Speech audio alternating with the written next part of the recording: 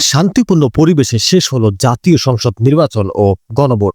গতকাল বৃহস্পতিবার সকাল 7:30টা থেকে বিকাল 4:30টা পর্যন্ত বিরতিহীনভাবে চলে ভোট গ্রহণ। ভোট গণনা শেষে রাতে বেসরকারিভাবে ফলাফল প্রকাশ করা হয়। ঘোষিত ফলাফলে দেখা গেছে ঢাকা 8 ও ঢাকা 12 আসনের 2 আলোচিত প্রার্থী মেঘনা আলম ও তারেক রহমান প্রয়োজনীয় সংখ্যক ভোট না পাওয়ায় তাদের জামানত বাজেয়াপ্ত হয়েছে। ঢাকা 8 আসনের বিএনপি মনোনীত প্রার্থী মির্জা আব্বাস 59,366 ভোট পেয়ে বেসরকারিভাবে বিজয়ী হয়েছেন। তার নিকটতম প্রতিদ্বন্দ্বী জাতীয় নাগরিক পার্টি এনসিপির মোহাম্মদ নাসির উদ্দিন পাটোয়ারি শাপলাকলি প্রতীকে পেয়েছেন 54,127 ভোট।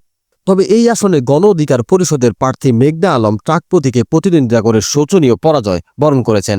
রিটার্নিং কর্মকর্তার তথ্য অনুযায়ী তিনি পেয়েছেন মাত্র 608টি ভোট। প্রদত্ত ভোটের 8 ভাগের 1 ভাগ ভোট পেতে ব্যর্থ হওয়ায় বিধি অনুযায়ী তার জামানত বাজেয়াপ্ত হয়েছে। ঢাকা 12 আসনেও ঘটেছে জামানত বাজেয়াপ্তের ঘটনা। এই আসনে আমজনতা দলের সদস্য সচিব মোহাম্মদ তারেক রহমান প্রজাপতি প্রতীক নিয়ে লড়ে মাত্র 1044 ভোট পেয়েছেন। বিস্ময়কর বিষয় হলো এই আসনে বাতিল হওয়া ভোটের সংখ্যা 2444টি, তার প্রাপ্ত ভোটের দ্বিগুণেরও বেশি।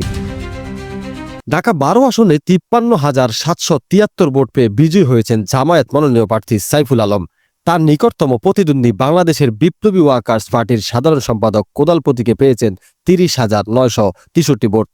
এই আসনে মোট 1,22,268টি বৈধ ভোট পড়েছে, যা মোট ভোটের 37.42%।